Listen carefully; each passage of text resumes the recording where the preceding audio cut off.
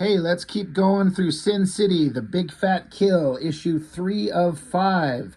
I've already looked at the first two, and I've been taking too long, too much time in between these issues. I need to go through these a little bit more regularly, I think, because I enjoy the hell out of these Sin City books. As far as I know, most everyone else does. They're pretty dang entertaining, and it's nice to see a well-known creator just take off and do his own thing and run free, and see them be successful at it and be good at it. There's a lot of stuff I feel like Frank Miller does in these books that only he seems to find a way to find a balance in it to do it and make it work. Anybody else that would try and pull this off the same way he does would probably just fail miserably, and it'd be laughable and ridiculous. But Mr. Frank Miller, he had some. He knew what he was doing and was telling the kind of stories he wanted to do. And I'm here for it. I like on these books, I'm looking at the pile of them here. Like I said, we've already looked at issue 1, how it says, Sin City in the title, The Big Fat Kill. But it's got these phrases on it. Sometimes standing up for your friends means killing a whole lot of people. That was book 1. Book 2, a good kill takes a long time. Book 3, killing's easy. It's getting rid of the bodies that's hard. That's funny. It's all deadly serious, but it also kind of makes you laugh. But for anyone who's paying attention, the basic story is we got Dwight, and he's hanging out with his girlfriend at the beginning of the story, but the girlfriend's ex-boyfriend shows up drunk, being a punk loser, got his gang of homies with him, and once they take off, they're all drunk and pissed off, the bad guys, the boyfriend and everything. So they go to try pick up a hooker to have some fun. But Dwight knew that they were up to no good, so we followed them. They end up in Old Town, the part of the city that's kind of basically under the control of all the hookers. That's just how it is. You either kind of get the silliness of it or you think it's the dumbest thing you've ever heard. But this part of town's in control of by all the hookers. And the bunch of dummies, the drunk boyfriend and all the jerk-off posse, they decide to pull a gun and get violent with one of the hookers. And so it brought down the wrath of all the other hookers in town, and they killed him, specifically with the help of Miho, the Asian assassin girl who's completely and totally undefeatable. And after they kill them all, especially the lead guy, the ex-boyfriend, we find out on the last page of book 2 that the boyfriend is actually a goddamn cop. And they explained that there's a truce between cops and Old Town. If the cops just stay out and let the girls run it on their own, the cops get a little bit of free kind of playtime, and the girls get to run their own area of the city, and it's a truce. But a cop rolls into Old Town and gets violently murdered, the truce is up, and the cops will come down hard on them, and it's going to be a bloodbath. That was the problem. And that's where this picks up. Once again, creator-owned comic where they can just decide to do the inside front cover, the opening of the book, the way they want. There's no fucking ads in this thing in terms of at the front where the story's at. Don't need to have a bunch of ridiculous credits. We just got the title and then a little bit of text to bring us up to speed. And we start out with the girl, the cops, the mob. Things are going to go back to the way they used to be. So it's raining. All the girls are kind of freaking out. And their leader, Gail, right? Yeah. She's like, no, they won't. We'll fight. We've got guns. We'll fight the mob. We'll fight the cops. We'll go to war. And Dwight's like, come on, that's stupid. You won't stand a chance. And Gail's pissed off because she's like, you brought these fuckers to us. And which is not exactly true, but, she's a little bit pissed and not thinking straight.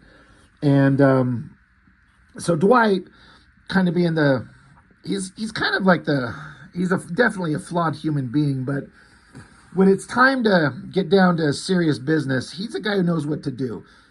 He's instantly like, just you're being irrational. Shut up. Somebody get me a car, a hardtop with a decent engine. And he keeps telling her, get the gun out of my face. Gail, she's just pissed. She's like, I should blow your brains out right now. Dwight tells her, get the gun out of my face, Gail. Get me a car. I'll hide the bodies. She's like, what? That's not going to work. The cops saw them come here. You can't hide the car. We can't hide all these bodies. You're stupid. And Dwight, being calm, he's like, I'll haul him to the tar pits. The cops will never check. Get that gun out of my face before I smack you. And I like how we see Miho.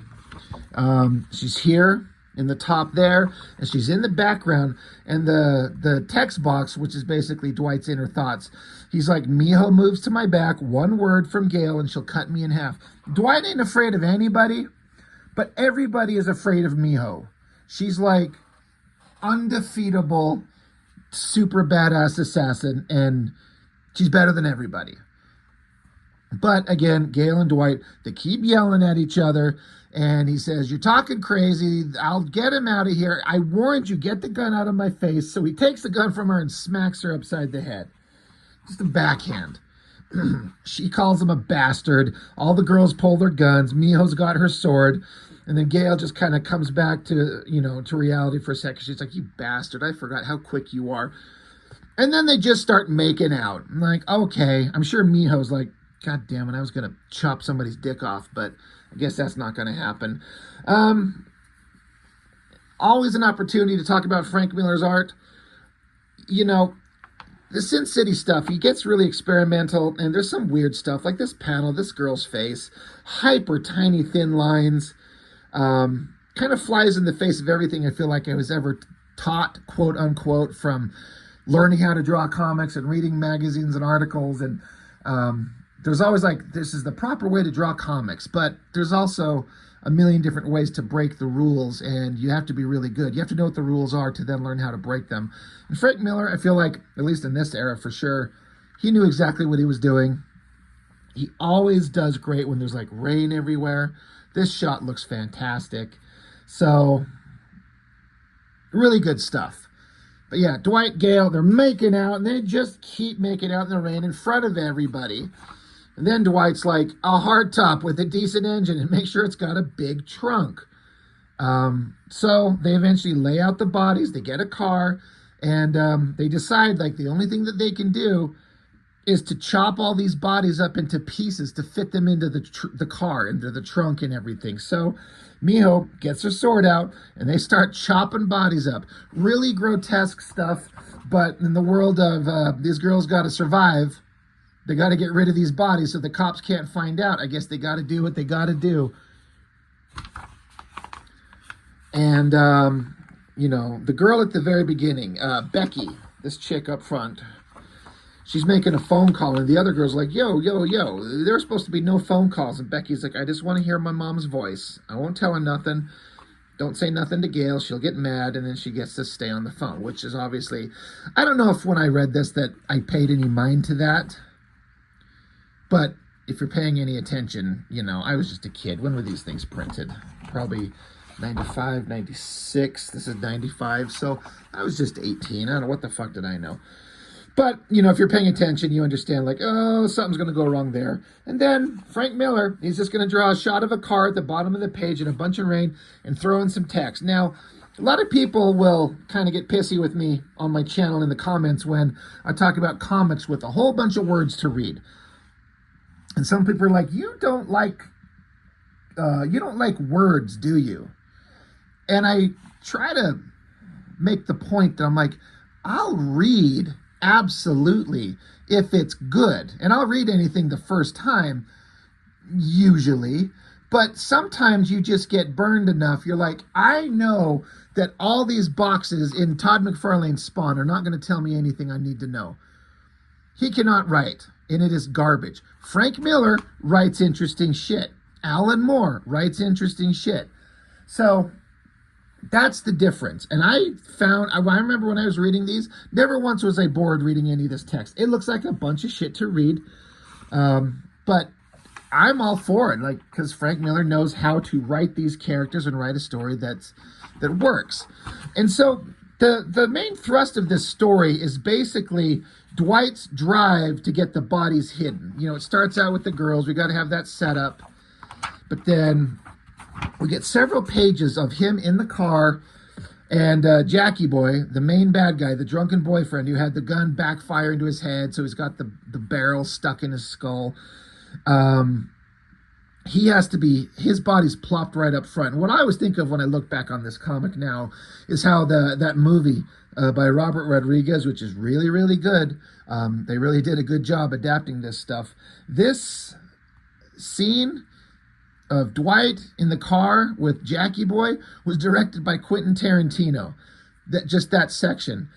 And it's a great scene, and it just all kind of fits perfectly. But it's Dwight thinking to himself about how he's always trying to control the monster inside. And Jackie Boy starts talking. Now, this guy's dead. He's been decapitated, essentially, and got this thing shot into his head. And so Dwight flat out says, he's like, shut up, you're dead. And he's like, and so Jackie was like, of course I'm dead.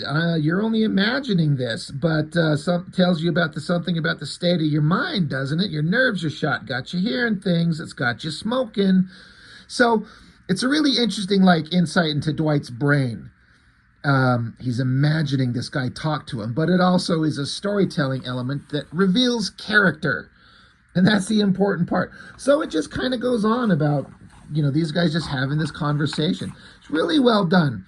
And during this ridiculous conversation is when he notices the car has almost no gas. And Dwight's pissed because he's like, God damn it, I told those girls to get me a good car with a good engine, and they give me something with no gas. And while he's having a fake argument with the dead body, he almost like crashes into another truck coming the other direction. So, the phantom Jackie Boy is making fun of him there. So they keep driving down the road. And then, of course, for real, a motorcycle cop sees them and turns on his sirens and starts chasing them down. Gets over to him, yells at him to pull over. So Dwight now has all the text is like, what do I do? If this cop wants me, he says, I don't have a prayer of outrunning him in this car. What do I do? Is he going to question me? And I like how he debates. He's like, for all I know, this cop is as honest as the day is long. He could be a prince among men, a saint in the making. Or maybe he's just a regular guy, a working stiff with a mortgage and a wife and a pile of kids. So he's like, a lot of the cops in Sin City are bad people, but maybe this is just a regular dude pulling him over for some traffic violation, but he's got a car full of dead bodies. What do we do? So it says, Dwight says, my hands move all on their own, sliding one of my guns to my lap, thumbing back the hammer. I don't know what to do. I don't know what to do. And so Jackie Boy says, you're making him mad. You better stop. So Dwight's like, all right, fine. So he hits the brakes. So the Jackie Boy head slams into the dash of the car. Cop rolls up on him, and Dwight's got his gun. So it's the tension built up. What the hell is he going to do? Do you shoot the cop? Do you just make things worse? How do you get out of this situation? And, I've been pulled over a couple of times, and I've never had dead bodies in my car, but I was like, oh God, what now? How am I going to get out of this? What did I do? Was I speeding? Yes. Did I have expired tags? Yes. When I was younger and I was driving jalopies. It always sucks to get pulled over. But I like how this story is played out, this portion, because it was exactly the opposite of what I thought was going to happen considering Sin City. The cop just looks over, and in the dark, he just sees the slumped over body of someone that the cop just assumes is his buddy who's passed out from drinking. He's like, your friend party a little too hard? And Dwight's like, yeah, I'm the designated driver. And so the cop says, well, you're driving with the busted tail light. I'll let you off with the warning. And the cop gets on his bike and leaves. So you're like, oh, a cop who's probably a good guy. He's a good enough guy to just let him go with the warning. A little not paying attention, not noticing this is a dead-ass body next to him, but the cop lets him go. So Dwight's like, what the hell? What next? So the tension was ratcheted up, and it's just kind of easily deflated. Poof. He got away. All you have to do is just drive carefully if your gas will make it, and you're free. You're home free. So the tension and the way that Frank kind of paces this stuff in his stories, I just love it. It's great. And then, of course, not knowing what the fuck's going on, suddenly there's a panel of a giant fucking dinosaur. a giant dinosaur. You're like, what? Flip it over, whole bunch of dinosaurs. And the text explains that we got Dwight down here pushing the car. And he says the tank goes dry a quarter mile from the pit, so he has to push the car the rest of the way. And he talks about these are some kind of tar pits, or somebody made it into like some kind of a tourist attraction that didn't last very long. And so now there are these giant dinosaur statues at this old abandoned tourist attraction. But it's got tar pits, which is a good place to hide things. So they're like, well, this is where I need to go. I feel like this is just Frank Miller going, I want to draw some fucking dinosaurs in my Sin City comic. And like, great. They look awesome. I'm here for it. We're all having a good time. Dwight's not having a good time, but we are. And then it ends with, oh shit, the final page got a round panel with the scope pointing, well, it's got it lined up, basically aimed right at his dick, but he gets shot right in the chest. Pow! Somebody's got him in the scope, got them in his sights, and they shoot him, and that's the end of the issue. Oh, god damn it. Cliffhanger, tension. I'm into it. I was totally into this series. I was having a great time, and it was just fun because, again, all this tension was built up. This slow build up of the beginning where everything's going to go to hell. We're going to go to war. No, I'm going to get you out of here. We have a solution. Get him in a car. Then he's building up more tension, talking to the dead body, and Dwight's losing his mind. Almost crashes into a car, gets away. Almost gets pulled over by a cop, gets away. We're home free. And then somebody's just been following him and shoots him. Boom. Oh, God. Dwight does not have a good time. So that is issue 3 of The Big Fat Kill. Good stuff. Love it. Letters pages, as always, is always entertaining. Frank Miller, you either kind of, I don't know, you either like him or hate him. He's a man full of opinions. A lot of them I can kind of agree with. I don't like how he's basically in this thing. It's talking about, it's been a year since Jack Kirby died, and he's pissed off that Marvel is not compensating his estate for the immense work that Marvel is just getting rich off of. And I would say that he's correct. He's like, Marvel just will say all these nice things, but they need to pay money because they're making so much money off the legacy of what Jack Kirby created.